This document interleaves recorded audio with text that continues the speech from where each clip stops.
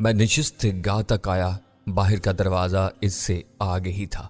मकान से बाहर आते ही बेपनाह यख बस्ता हवा ने मेरा इस्तकबाल किया था। गर्म कपड़ों और जैकेट के बावजूद मैं लर्ज कर रह गया था। वैन और जीप एक शेड तले खड़े थे। मैंने वैन का दरवाजा खोला जो हस्बे तवक्का गैर मुकव्विल था। चाबी इग्निशन में लगी थी। मैंने पहले डैशबोर्ड का जायजा लिया। इसमें वैन के कागजात थे। अलबत्ता मैं ड्राइविंग लाइसेंस बल्कि किसी किस्म के कागजात से महरूम था। वैन स्टार्ट की तो इसका इंजन धीमी आवाज में सरसराने लगा। फ्यूल की पोजीशन बता रही थी कि 2/3 टैंक भरा हुआ है। हेडलाइट ऑफ करके मैं वैन बाहर ले जाने वाले रास्ते पर ले आया।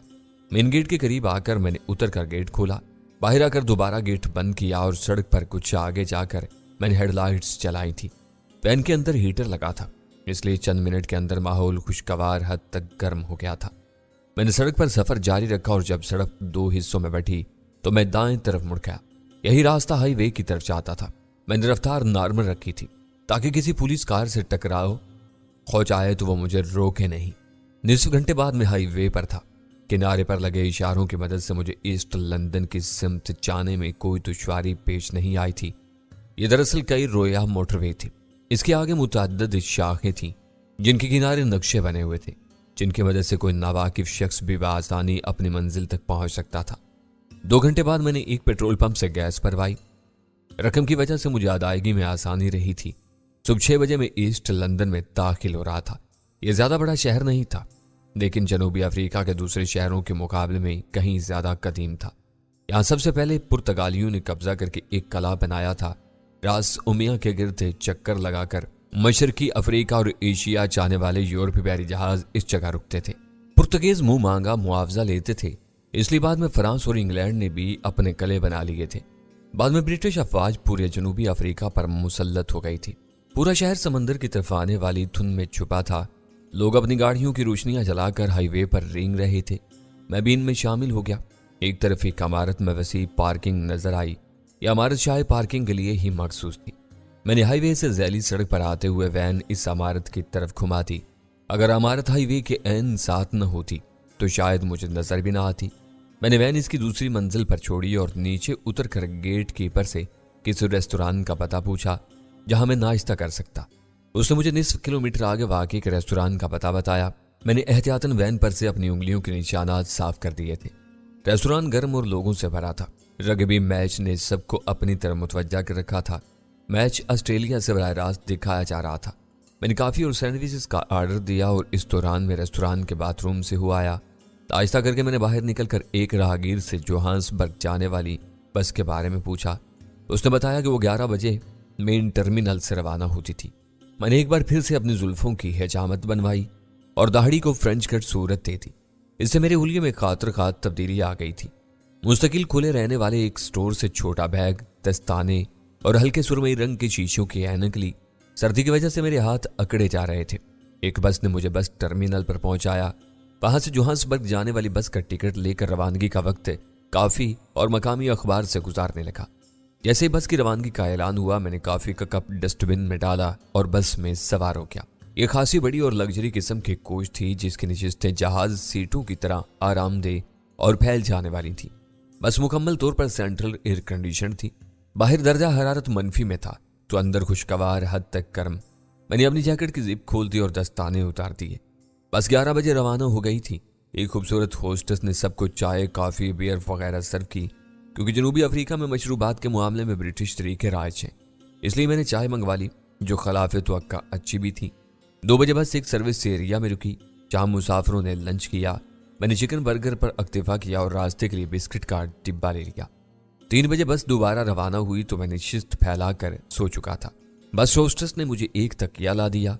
पुरस्कून माहौल में ऐसा सोया कि मुझे पता भी नहीं चला कि कब बस जोहान्सबर्ग पहुंच गई। बस होस्टेस ने शाइस्तगी से मुझे बेदार किया।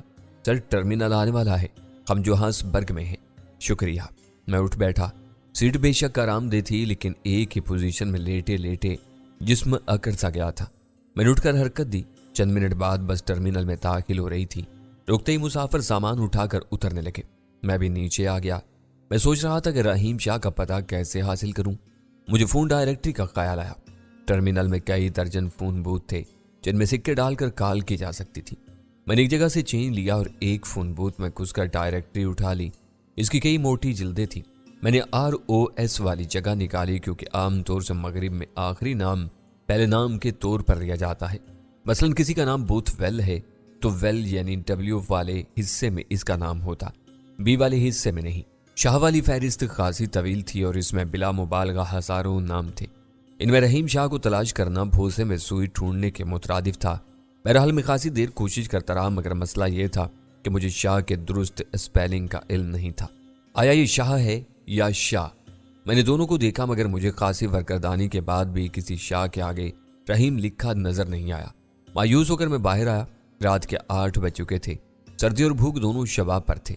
मैंने एक स्टॉल से किंग साइज वेजिटेबल बर्गर लिया और उसे शिकम सेरी करता हुआ सड़क पर चलने लगा। ये जोहान्सबर्ग का मरकजी इलाका था और इस सर्दी में भी खासा बारौनक था। मैं बेपरवाही से जा रहा था कि एक दरख्त के पास से गुजरते हुए एक साया दरख्त से जुदा हुआ। हे, लड़की ने नेग्रो लहजे में पूछा। मैं रुक गया। वो नजदीक आई। रोशनी में उसकी सुर्ख माइल तांबे जैसी रंगत नुमाया होने लगी थी। लड़की तीखे नकूश की हामिल थी और इसने इस कयामत की सर्दी में भी ना होने के बराबर लिबास पहन रखा था। इसकी मजबूरी वाज़ेह थी। मैंने खुशगवार लहजे में कहा, मैं भी 2 घंटे पहले इस शहर में आया हूं और तुम पहली फर्द हो जिसने मुझे कोई ऑफर की है। सर्दी की वजह से बेशतर बिजनेस सरे शाम हो जाता है। उसने बेतकल्लुफी से मेरे कॉलर को थाम लिया। अगर तुम्हें किसी जगह की तलाश है तो एक खर्चे में दोनों काम हो सकते हैं। मैंने उसके भरपूर जिस्म को देखा जो मुख्तसर से लिबास की गिरफ्त से आज़ाद होने के लिए बेताब था। मुझे मंजूर है, लेकिन पहले मैं एक कॉल करूंगा। बूथ यहां से कुछ फासले पर है, लड़की ने बताया और एहतियातन मेरे साथ रवाना हो गई। बाय द वे, तुम्हारा चार्ज क्या है? मैं घंटे के हिसाब से लेती हूँ, लेकिन तुमसे सुबह 8 बजे तक के सिर्फ 400 रेंड्स लूंगी। इसमें तुम्हें नाश्ता भी मिलेगा। डिनर तुम कर चुके हो। अगर शराब पीते हो तो अपना ब्रांड ले लो। फिक्र न करो, मेरा ब्रांड तुम्हारे घर मिल जाएगा। क्या मतलब? वो हैरानी से बोली। सादा पानी, मैंने मुस्कुरा कर कहा और फोन बूथ में दाखिल हो गया। दरवाजा बंद करके मैंने लड़की से पूछा, तुम्हारा नाम क्या है? मैं खासा जोर से बोला था, मगर वो बेतासुर खड़ी रही थी। मैंने इत्मीनान से कैनी मैन का नंबर मिलाया। वो लाइन पर नहीं था। किसी नमूने ने फोन उठाया और बिगड़े हुए लहजे में मुझे आगाह किया कि फादर पेशाब करने गया है, मैं होल्ड करूंगा। मैंने इसरार किया, फादर को शुगर तो नहीं है? नहीं, वो मीठा शौक से नहीं खाता है, नमूने ने जवाब दिया। कैरीमैन के इंतजार में मुझे कई सिक्के फोन बक्स में डालने पड़े थे, वरना मशीनी आवाज कॉल मुनक़ता करने की धमकी सुनाती थी। बिलाखिर कैरीमैन लाइन पर आया। कौन है? तुम्हारा एक पुराना जख्म खोरदा जिसने जब भी तुम्हारे आदमी पर भरोसा किया धोखा खा गया। नाम मत लेना। तुम कहाँ हो ये मत पूछो। मैंने तुम्हें एक काम कहा था। मुझे इस रहीम शाह का पता चाहिए जो जॉनी वाल्टर के बेटे के मैनेजर गुल खान का दोस्त था। जब गुल खान का खानदान आते जदगी में मर गया था तो उसने उसके बचाने वाले वाहिद बेटे की देखभाल की थी। मुझे याद है, उसने कहा, लेकिन जिस बंदे को मैंने इस काम पर लगाया था वो कल सुबह तक मेरे पास आएगा। तब मैं सुबह 10 बजे फोन करूंगा। मुझे रहीम शाह का पता बहर सूरत दरकार है। रहीम शाह तुम्हारा? कैनीमैन ने कहना चाहा, लेकिन मैं फोन रख चुका था। लड़की दोनों हाथ बगलों में दिए खड़ी थी। मैंने अफसोस से उसे देखा। वो ज्यादा से ज्यादा 19 बरस की थी और इसने कमाई के लिए रास्ता इख्तियार किया था। तरक्की याफ्ता ममालिक का एक भयानक रूप ये लड़कियां भी थी जो हर बड़े मगरबी शहर में चा बचा नजर आती हैं। तुम्हारा ठिकाना कहाँ है? आओ मेरे साथ, ज्यादा दूर नहीं है। वो कदम बढ़ाते हुए बोली, क्या तुम सचमुच सादा पानी के अलावा कुछ नहीं पीते? ये सच है, लेकिन शराब की हद तक, वरना चाय, कॉफी, सॉफ्ट ड्रिंक और जूस सब पी लेता हूँ। लड़की ने मुझसे 400 रेंड्स मांगे थे, जबकि उसे निस्फ में किसी भी मुनासिब होटल में कमरा मिल सकता था। लेकिन मैं दिखाने के लिए कागजात कहाँ से लाता? यह लड़की जहां ले जा रही थी वो जगह भी रात गुजारने के लिए गनीमत थी, वरना इस सर्दी के आलम में किसी खुली जगह रात गुजारता तो सुबह मेरी अकड़ी हुई लाश मिलती। देखो, मैं पहले बता दूं, कुछ झगड़ा ना हो, मैं पुलिस के चक्कर से बचता हूँ। फिक्र ना करो, वो हम जैसी लड़कियों का हॉस्टल है जिसे एक औरत चलाती है। वो किसी भी झगड़े से गुरेज करती है। हम लड़कियां भी झगड़ालू मर्दों को लाने से गुरेज करती हैं। क्या मेरे चेहरे पर लिखा है कि मैं शरीफ हूं? मैंने इस धंधे में एक चीज सीख ली है, एक नजर में मर्द का टाई भांप जाती हूँ। वो तलखी से बोली, इतनी खुद एतमादी अच्छी नहीं होती है। हाँ, लेकिन मैं अच्छे बुरे का सोचना बहुत पहले तय कर चुकी हूँ। वो मुझे एक छोटी इमारत तक लाई। इमारत तो खासी बड़ी थी, मगर इर्द गिर्द के आसमान से बातें करती इमारतों के दरमियान छोटी लग रही थी। 4 मंजिला इमारत में लड़की का कमरा आखिरी मंजिल पर था। दरवाजे पर पहुंचकर मैंने उससे नाम पूछा। उसने दरवाजा खोला। तुम मुझे मैरी कह सकते हो। मैं अंदर आया। गुड मैरी, बात यह है कि मैं फिलहाल चंद घंटे सोना चाहता हूँ। वो जरा मायूस हुई थी। सो जाओ, मैं भी थकन दूर कर लूंगी। दूसरी बात यह है कि मुझे बेदार मत करना, वरना मेरा मूड खराब हो जाएगा, मैं खुद ही उठ जाऊंगा। इसका मूड अभी से खराब हो गया था। लगता है तुम सिर्फ सोने के लिए आए हो। ये छोटा सा अपार्टमेंट 2 कमरों पर मुश्तमिल था, एक बेडरूम और एक नशिस्तगाह जहां फर्श पर कालीन बिछा था। मैंने उससे कहा मुझे एक तकिया और चादर दे दो, मैं यहीं लेट जाऊंगा। मेरे पास बेड बड़े साइज का है, तुम भी आराम से सो सकते हो। सॉरी, मैं सोते में हाथ पैर बहुत चलाता हूं, तुम्हें परेशानी होगी, इसलिए मुझे यहीं सोने दो। ठीक है, वो राजी हो गई। उसने मुझे तकिया और चादर ला दी। अगर कहो तो चाय बना दूं? क्यों नहीं, मैं खुश हो गया था। नेकी पूछ कर नहीं करते। क्या मतलब छोड़ो, बस चाय बना लाओ। मैंने जैकेट उतार कर एक तरफ डाल दी। यह इमारत सेंट्रल हीटेड थी।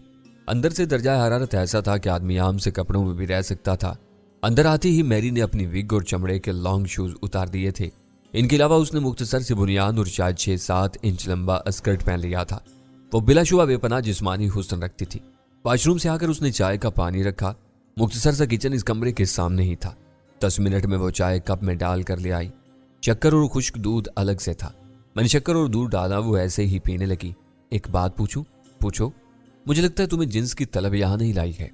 यह बात सच है, मैंने एतराफ किया। मैं सिर्फ एक रात यहां गुजारना चाहता हूं। 400 रेंस देकर। उसके लहजे में चुभन थी। इससे आधी रकम में तुम किसी होटल में रात गुजार सकते थे। अगर तुम ऐसा चाहती हो तो मैं होटल में रात गुजार लेता हूं। मैंने कप रखकर जैकेट उठा ली। उसने जल्दी से मेरे हाथ पर हाथ रख दिया। मेरा ये मतलब नहीं है, मैं सिर्फ ताज्जुब कर रही हूं। अगर तुम्हें इस पर ताज्जुब है तो तुम मुझसे 400 रेंस के लिए क्यों तैयार हुई? रकम आती किसे बुरी लगती है? तो बस फल खाओ, दरख्त मत गिनो, मैंने कदरे सर्द लहजे में कहा। वो चाय के कप उठाकर ले गई और मैं तकिया रख कर दराज हो गया। जरूरत नहीं थी, फिर भी मैंने चादर ओढ़ ली। मेरी बज़ाहिर सादा नजर आ रही थी, लेकिन वो जिस पेशे से वाबस्ता थी इसमें कोई औरत सादा या मासूम नहीं होती है, बेशक सूरत से क्यों ना नजर आए। मुझे खतरा था कि वो सोते में मेरी जेब पर हाथ न साफ कर दे। इसके बाद मैं इसे किसी तरह रकम वसूल नहीं कर सकता था, और अगर मैं ऐसी कोई कोशिश करता तो उसके हमायती बदमाश मौजूद होते। अगरचे मैं किसी बदमाश से नहीं डरता था, मगर हंगामा आराई की सूरत में मामला पुलिस तक जाता तो मैं मुश्किल में पड़ जाता। इसलिए हफ्से मातकद्दुम के तौर पर मैंने चादर को इस तरह अपने गिर्द लपेटा कि वो कोशिश के बावजूद मेरी जेब तक रसाई हासिल नहीं कर सकती थी। थकन की वजह से चंद मिनट में नींद आ गई थी। मैं रात को नॉर्मल सोया, लेकिन जब सुबह उठा तो मेरा जिस्म इस तरह टूट रहा था जैसे मलेरिया बुखार में टूटता है, और जिस्म पर वैसा ही लर्जा भी तारी था। मैंने उठना चाहा तो मारे नकाहत के उठा ही नहीं गया था। मुझे याद है 12 साल की उम्र में एक बार मुझे मलेरिया हुआ था, और उस वक्त भी मेरी ऐसी ही हालत हुई थी, लेकिन बहरहाल इतनी बुरी नहीं थी जितनी इस वक्त हो रही थी। शायद गुज़िश्ता चंद महीनों की मुसलसल भागदौड़ और बेआरामी रंग लाई थी। दरिया और जंगलों से गुजरते हुए मुझे मलेरिया फैलाने वाले मच्छर ने काटा था, और अब मलेरिया ने हमला कर दिया था। मेरा हल्क बुरी तरह खुश्क हो रहा था। पर्दे के अकब से छलकती हल्की सी रोशनी बता रही थी कि सुबह हो गई है।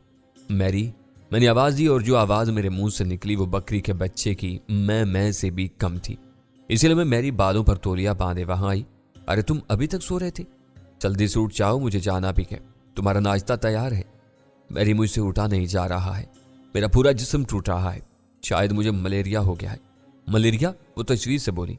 पास आकर उसने मेरे माथे पर हाथ रखा। तुम्हें तो खासा तेज बुखार हो रहा है। मेरे जिस्म में दर्द हो रहा है। मैंने जब्त करके कहा, मुझे पानी दो, शायद मेरी हालत सुधर जाए।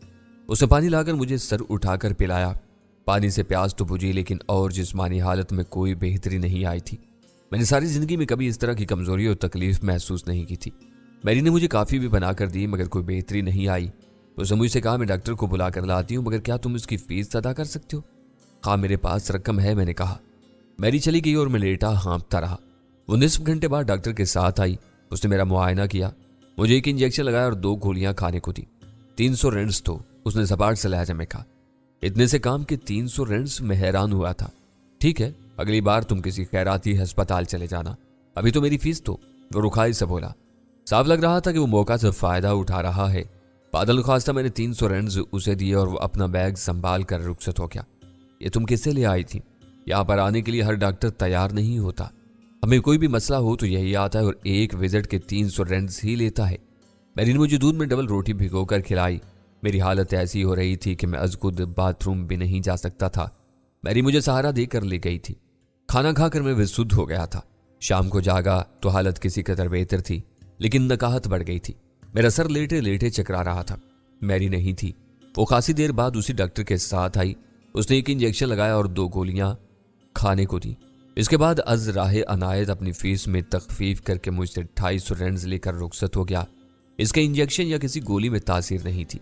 मैं सो गया और अगली सुबह आंख खुली तो हालत वही एक दिन पहले वाली थी। हस्बे मामूल मैरी ने मुझे तमाम मामूलात से फारिग कराया। जब वो नाश्ता करा रही थी तो मैंने झुंझला कर कहा, यह कैसा डॉक्टर है, इसकी दवा से मुझे कोई फायदा नहीं हो रहा है, तुम किसी दूसरे डॉक्टर को बुलाओ। इतनी सी बात करके मैं हाँफने लगा था तो उसने हमदर्दी से मुझे देखा। इस इमारत में कोई और डॉक्टर आने के लिए तैयार नहीं होगा। अगर तुम कहो तो मैं अस्पताल फोन करके एम्बुलेंस मंगवा लूं, वहां तुम्हारा सही से इलाज हो सकेगा। अस्पताल जाने का मतलब था कि मुझसे शनाख्त तलब की जाएगी और मैं अस्पताल वालों को मुतमईन नहीं कर सका तो पुलिस बुला ली जाएगी। मैंने जल्दी से नफे में सर हिलाया, नहीं, मैं अस्पताल नहीं जाऊंगा। वहां के माहौल से मुझे वहशत होती है, तब इस डॉक्टर ही से इलाज कराना पड़ेगा। नाश्ते के बाद वो जाकर डॉक्टर को ले आई। मैंने उसे कहा, तुम क्या कर रहे हो? मैं अभी तक खुद को बेहतर महसूस नहीं कर रहा हूं। इस तकलीफ में फौरी आराम नहीं आता बल्कि 2-3 दिन लगते हैं, वो सर्द लहजे में बोला। आज शाम तक तुम खुद को बेहतर महसूस करोगे। मैं फिर सो गया और शाम को भी कोई खास बेहतरी नहीं आई थी। मैं सोचने पर मजबूर हो गया था कि मैरी और डॉक्टर मिलकर मेरी कैफियत से फायदा उठा रहे थे। वो जानबूझकर मुझे ऐसी दवाइयां दे रहे थे जिनसे मेरा मर्ज ठीक नहीं हो रहा था। गालबन वो भाप गए थे कि मैं अस्पताल नहीं जाऊंगा। इस तरह वो मुझे लूट रहे थे। शाम को भी डॉक्टर इंजेक्शन और गोलियों के साथ मुझे तसल्ली देकर और फीस लेकर रुखसत हो गया। उसने मुझसे मजमूई तौर पर अब तक 1000 से ज्यादा रेंट्स वसूल कर लिए थे और मैरी भी मुझसे इन 2 इजाफी दिनों का खासा मुआवजा चाहती थी। तीसरी सुबह मेरी हालत किसी कदर बेहतर थी, इसलिए मैंने डॉक्टर का इलाज कबूल करने से इनकार कर दिया और मैरी से 1 गिलास दूध और 2 उबले अंडों की फरमाइश की। उसने नागवारी से कहा, इलाज नहीं करवाओगे तो ठीक कैसे होगे? जिस किस्म का मेरा इलाज हो रहा है इससे लगता है मैं कभी ठीक नहीं होगा। मर्जी तुम्हारी, और हाँ, मेरे इन 3 दिनों के चार्जेस अदा कर देना 1200 रेंट से। मैंने सर हिलाया, गोया मेरा अंदाजा दुरुस्त था। तुम दोनों मिलकर मुझे इस तरह लूट रहे थे। यकायक उसके चेहरे से नकाब उतर गया था। वो फुनकार कर बोली, तुम जो चाहो समझो, लेकिन मेरी फीस तुम्हें देना होगी। चलो ठीक है, लेकिन अब बात बताओ कि मैं सचमुच बीमार हुआ था या तुमने कोई गड़बड़ की थी? तुम कुछ साबित नहीं कर सकते, वो नफरत से बोली। ओके, मुझे कुछ साबित करना भी नहीं है। तुमने नाश्ते का वादा किया था, इसलिए मुझे नाश्ता दो। कुछ देर बाद उसने दूध का गिलास और 2 उबले हुए अंडे लाकर मेरे सामने पटके, ये खाओ और चलते फिरते नजर आओ। मैंने अंडे खाकर दूध का गिलास पिया और अपनी जैकेट उठाकर जाने के लिए तैयार हुआ तो मैरी उछलकर सामने आ गई। मेरी रकम दिए बगैर तुम नहीं जा सकते। अगर मैं जाना चाहूं तो इस हालत में भी तुम्हारे बदमाश मुझे नहीं रोक सकते, लेकिन मैं अल्फाज का पास रखने वाला शख्स हूं। मैंने उसे 1200 रेंट्स निकाल कर दिए। अब मेरे पास मुश्किल से 1500 रेंट्स बचे थे। बहरहाल ये रकम जैसे आई थी वैसे ही जा रही थी। 4 मंजिल से उतरना मेरे लिए जरा मसला हुआ था। जिस्म अभी तक दुख रहा था, मगर खुली फिजा में आते ही मेरी हालत बेहतर होने लगी। एक जनरल स्टोर से मैंने काफी की मशीन से काफी निकाली और इससे ही डिस्प्रिन लेकर खाई। इससे मेरी हालत चंद मिनट में बेहतर हुई थी। फिर मैंने एक फोन बूथ से कैनीमैन का नंबर मिलाया, दूसरी तरफ किसी और ने कॉल रिसीव की। उसने बताया कि कैनीमैन दोपहर 2 बजे इस नंबर पर दस्तयाब होगा। 2 बजे तक का वक्त मैंने नजदीकी पार्क में बेंच पर धूप सेंकते और ऑरेंज जूस पीते गुजारा। एक बर्गर खाकर भूख मिटाई। 2 बजे मैंने दोबारा कॉल की। इस बार कैनीमैन ने ही कॉल रिसीव की। मेरी आवाज सुनते बोला, मेरा मशवरा है मेरे पास आ जाओ, क्योंकि खुद को मुश्किल में डाल रहे हो तुम। मुश्किल में तो मैं हमेशा तुम्हारे पास आकर पड़ा हूं, मैंने तलखी से कहा।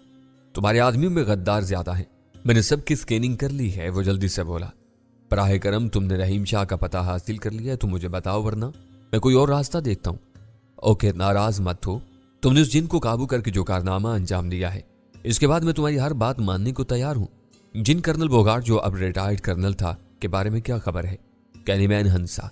अपनी जागीर में चूहों की तरह छुपा है, सुना है उस पर 2 हमले हो चुके हैं और अब वो मारे खौफ के बाहर ही नहीं आता है। हर जालिम डरता है, मैंने कहा। पता बताओ। उसने मुझे पता बताया जो मैंने बूथ में रख के नोट पैड पर लिख लिया और कैनीमैन का शुक्रिया अदा करके फोन बंद कर दिया। ये शहर के किसी नवाही इलाके का पता था। मैंने एक टैक्सी रोककर इसके ड्राइवर को पते के बारे में बताया। आ जाओ, उसने कहा। मैं कभी निशिस्त पर आ गया। टैक्सी चिकनी सड़क पर फिसलने लगी और मैं रहीम शाह के बारे में सोचने लगा। क्या वो मुझे पहचानेगा और मेरी मदद पर आमादा हो जाएगा? मुझे जनूबी अफ्रीका से गैर कानूनी तौर पर बाहर जाना था और ये कोई आसान काम नहीं था। पता नहीं रहीम शाह किस किस्म का आदमी निकले। ये भी मुमकिन था कि वो इस दुनिया ही में ना हो। आखिर 29 बरस एक तवील अरसा होता है। अचानक टैक्सी धचके से रुकी और मैं ख्यालात के भंवर से निकला। सर, तुम्हारी मंजिल आ गई है। ड्राइवर ने सरसब्ज लान के बाद नजर आने वाली इमारत की तरफ इशारा किया। ये 2 मंजिला इमारत थी। इसके सामने लोहे के छोटे से फाटक पर वो पता लिखा था जो कैनी मैन ने मुझे दिया था। तख्ती पर रहीम शाह का नाम भी लिखा था। मैंने उतरकर किराया अदा किया और अपना बैग संभाले अंदर की तरफ बढ़ गया। ये पुरस्कून पोश सी आबादी थी जहाँ ज्यादातर बड़े घर थे जिनके गिर्द वसी और अरीज लान थे। इस इमारत के सामने ड्राइवे में 2 अदद कारें भी खड़ी थी। रहीम शाह खाता पीता शख्स लग रहा था।